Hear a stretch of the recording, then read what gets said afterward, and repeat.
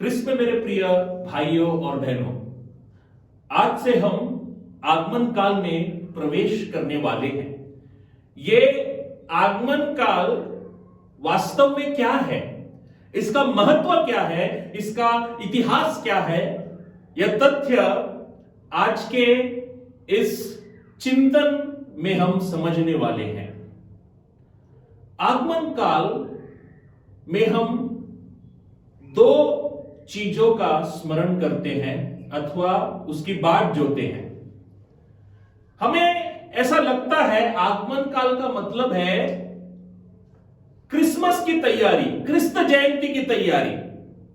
नहीं, आगमन काल में हम केवल क्रिस्त जयंती की तैयारी नहीं करते, बल्कि हम इस काल में यीशु क्रिस्त के पुनर्आगमन की भी तैयारी करते हैं। यीशु क्रिस्त ये फिर आने वाले हैं, इस तथ्य पर हम विश्वास करते हैं और यह काल हमें उसके पुनर्आगमन के लिए अपने हृदय को, अपने मन को तैयार करने की न्योता देती है। उसी प्रकार इस काल में हम यीशु क्रिस्त के प्रथम आगमन यानी क्रिस्त जयंती की भी हम तैयारी करते हैं। आगमन काल स्पेन में सर्वप्रथम मनाया गया, क्योंकि 380 में यानी चौथे शतक के अंत में सारगोसा नामक शहर में जब एक धर्म सभा हुई थी, तो उस सभा में इस काल का उल्लेख है। ऐसा उल्लेख है कि क्रिसमस से पहले, क्रिस्त जयंती से पहले 3 हफ्ते का काल है जिसमें लोग क्रिस्त जयंती की तैयारी करते हैं। अभी आगे यह काल 40 दिनों का हो गया,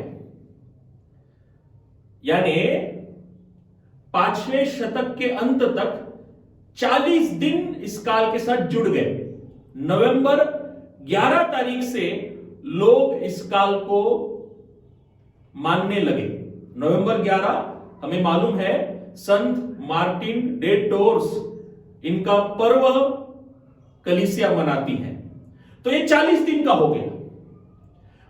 बाद में आगे जाकर ग्रेगरी महान, जो उस समय के संत पिता थे, इन्होंने इस काल को कम किया और 4 हफ्तों का काल बना दिया। इस काल के दौरान लोग उपवास भी करते थे, प्रार्थना करते थे, प्रायश्चित करते थे।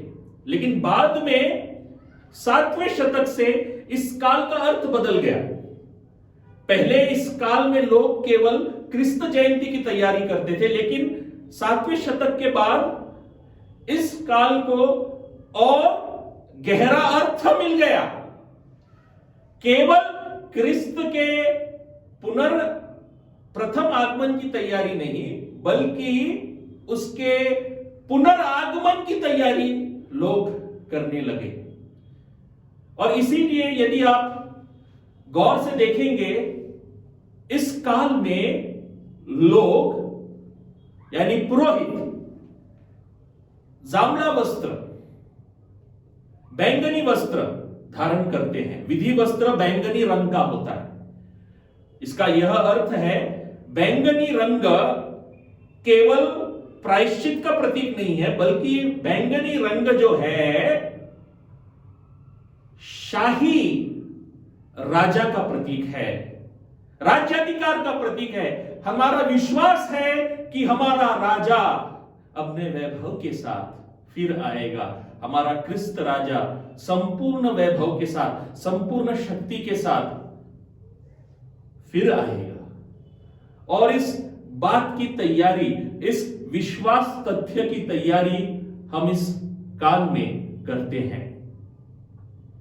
यदि हम इस उपासना चक्र पर मनन करें, आगमन काल का जो उपासना चक्र है, 16 तारीख तक हम यीशु क्रिस्त के पुनर्आगमन पर मनन करते हैं और उन दिवसों का जो पाठ है इस पर अधिक प्रकाश डालता है। 17 दिसंबर से 24 दिसंबर तक हम क्रिसमस की तैयारी करते हैं और इन दिनों की जो पाठ है वह हमें और गहराई से यीशु क्रिस्त के जन्मोत्सव के बारे में मनन करने के लिए प्रेरणा देती है। जैसे हम इन दिवसों के दौरान संत यूहन्ना बपतिस्ता के जन्म के बारे में पढ़ते हैं, उसी तरह मरिया की स्तुति गीत के बारे में पढ़ते हैं, गैब्रियल देवदूत द्वारा मरिया को दिए गए संदेश पर हम मनन करते हैं, संत योसेफ पर भी हम इन दिवसों के दौरान 17 से 24 तक हम मनन करते हैं। और आगमन काल का दूसरा रविवार, इस दिन हम संत यूहन्ना बपतिस्ता पर मनन करते हैं और तीसरा रविवार को गौदातेत, उल्लास का रविवार, जॉयफुल संडे कहा गया है, क्योंकि हम आगमन काल और क्रिसमस काल इसके मध्य भाग तक पहुंच चुके हैं। आगमन काल की एक विशेषता है, एक सामान्य प्रतीक है, और वह है आगमन पुष्प चक्र जो आपके सामने है। यह आगमन पुष्प चक्र का इतिहास बड़ा रोमांचक है। जर्मनी में ईसाई धर्म के प्रसार से पहले लोग सूर्य को देवता के रूप में आराधना करते थे और सूर्य को इसी समय के दौरान देवदार वृक्ष से बनी एक पुष्प चक्र उसे अर्पण करते थे और साथ ही साथ आग का एक होम बलि भी वे अर्पण करते थे। जब ईसाई धर्म का प्रचार हुआ, जर्मनी के लोग असली प्रकाश, सच्चा प्रकाश, सच्ची रोशनी हमारे प्रभु यीशु क्रिस्त की आराधना करने लगे और तब से यह प्रतीक हमारे धर्म से जुड़ गया, आगमन काल से जुड़ गया। यह बहुत ही गहरा अर्थ वाला प्रतीक है। इस प्रतीक में, इस आगमन पुष्प चक्र में हम सखोल अथवा गहरा अर्थ देख सकते हैं, आध्यात्मिक अर्थ भी देख सकते हैं और ईश्वर शास्त्रीय अर्थ भी देख सकते हैं। आगमन चक्र, पुष्प चक्र गोल आकृति में है। हमें मालूम है कि गोल आकृति का अंत नहीं होता, चलता ही रहता है। इसका अर्थ यह है कि परमेश्वर का प्रेम, इस प्रेम की कोई परिसीमा नहीं है और उसके प्रेम का सर्वोच्च और सर्वोत्कृष्ट प्रतीक है हमारे प्रभु यीशु क्रिस्त, सच्चा परमेश्वर, परमेश्वर का एकलौता पुत्र जो हमारे लिए मानव बन गया। तो यह गोल आकृति इसी बात का प्रतीक है। अभी यदि हम इसके रंग का यदि हम विश्लेषण करें तो यह सदाहरित रंग है, हिरवा रंग है और हिरवा रंग हमें इस तथ्य के बारे में जानकारी देती है कि हमारा जीवन, हमारा ऐहिक जीवन, इसकी एक सीमा है। इस ऐहिक जीवन के परे नित्य जीवन है और यीशु क्रिस्त हमें उस नित्य जीवन की ओर ले जाता है। उसके द्वारा ही हम नित्य जीवन प्राप्त कर सकते हैं। साथ ही साथ इसमें लाल रंग के बोर फल भी रहते, चेरीज। यह इस बात को दर्शाता है कि यीशु क्रिस्त ने हमारे लिए किस प्रकार दुख भोगा, पीड़ा भोगी, वेदना भोगी। और उसी प्रकार इसमें देवदार वृक्ष के पत्ते भी हैं जो यीशु क्रिस्त के पुनरुत्थान के प्रतीक हैं। जीवन और मृत्यु, यीशु क्रिस्त का दुख भोग और पुनरुत्थान, इसका भी प्रतीक इस आगमन पुष्प चक्र में है। यदि आप देखें तो इस आगमन पुष्प चक्र में 4 मोमबत्ती है।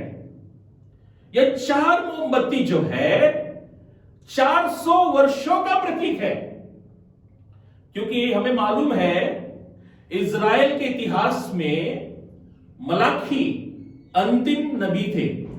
उनके बाद 400 साल तक कोई नबी नहीं था। 400 साल के बाद स्वयं ईश्वर मानव बनकर उनके सामने आया।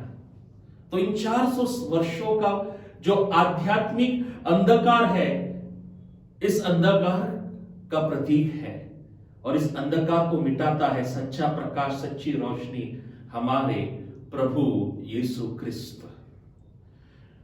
तो इस आगमन में, आज आगमन काल का पहला रविवार है, इसलिए मैंने प्रथम मोमबत्ती को प्रज्वलित किया है। प्रथम मोमबत्ती को हम आशा की मोमबत्ती कहते हैं, क्योंकि इस मोमबत्ती को हम नबी इसायास ने जो आशा व्यक्त की थी, उसके आशा का प्रतीक के रूप में हम इस मोमबत्ती को पहचानते हैं, और इसे नबी की मोमबत्ती के रूप में भी लोग पहचानते हैं, प्रॉफिट्स कैंडल। अब दूसरी मोमबत्ती को विश्वास का मोमबत्ती के रूप में लोग पहचानते हैं, अथवा इसे हम बेथलेहेम कैंडल अथवा बेथलेहेम मोमबत्ती के रूप में भी पहचानते हैं। यह मोमबत्ती मरियम और यूसुफ का जो प्रवास था, का जो सफर था बेथलेहेम तक, उस सफर का प्रतीक है, उस सफर को दर्शाता है, उनके विश्वास के सफर को दर्शाता है। तीसरी मोमबत्ती, इसका रंग गुलाबी रंग है, यानी उल्लास का रंग, आनंद का रंग, और इसे हम आगमन काल के तीसरे रविवार को प्रज्वलित करते हैं। और इस रविवार को मैंने जैसे पहले कहा था गौडाडेट रविवार के रूप में अथवा आनंद के रविवार के रूप में लोग मनाते हैं, क्योंकि आगमन काल का तीसरा रविवार, यानी हम आगमन काल और क्रिसमस इसके मध्य भाग तक पहुंच चुके हैं, और हम गडरियों के साथ आनंद मना रहे हैं, क्योंकि हमें क्रिस्त का दर्शन मिलने वाला है। जिस तरह गडरियों ने आनंद मनाया, उस आनंद की पूर्व कल्पना के रूप में इस मोमबत्ती को प्रज्वलित किया जाता है। चौथी मोमबत्ती है समाधान अथवा शांति की मोमबत्ती, और इसे एंजल्स कैंडल भी कहा गया है, यानी स्वर्गदूतों की मोमबत्ती भी कहा गया है, क्योंकि स्वर्गदूतों के साथ हम शांति के गीत गाते हैं, क्योंकि स्वर्गदूतों ने जब यीशु का जन्म हुआ था शांति का गीत गाया था। हमें शांति का माध्यम बनना चाहिए। हम क्रिस्त जयंती के बहुत करीब आ चुके हैं। कुछ पुष्प चक्रों में, इस पुष्प चक्र के मध्य भाग में सफेद रंग की मोमबत्ती भी होती है। उसे लोग क्रिसमस के एक दिन पहले यानी 24 दिसंबर को प्रज्वलित करते हैं, और यह मोमबत्ती को क्राइस्ट कैंडल, क्रिस्त की मोमबत्ती के रूप में लोग पहचानते हैं। मेरे प्रिय भाइयों और बहनों, हम आगमन काल में हैं, और इस काल में प्रवेश करते हुए हम प्रार्थना करें, हे प्रभु यीशु क्रिस्त, मुझे ज्ञान दे, मुझे बुद्धि दे, ताकि मैं समझ पाऊं कि इस जीवन के परे नित्य जीवन है, और तेरी पुनर्आगमन की तैयारी, और उसी तरह क्रिसमस की तैयारी, क्रिस्त जयंती की तैयारी प्रायश्चित तथा पश्चाताप के द्वारा कर पाओ। आमीन।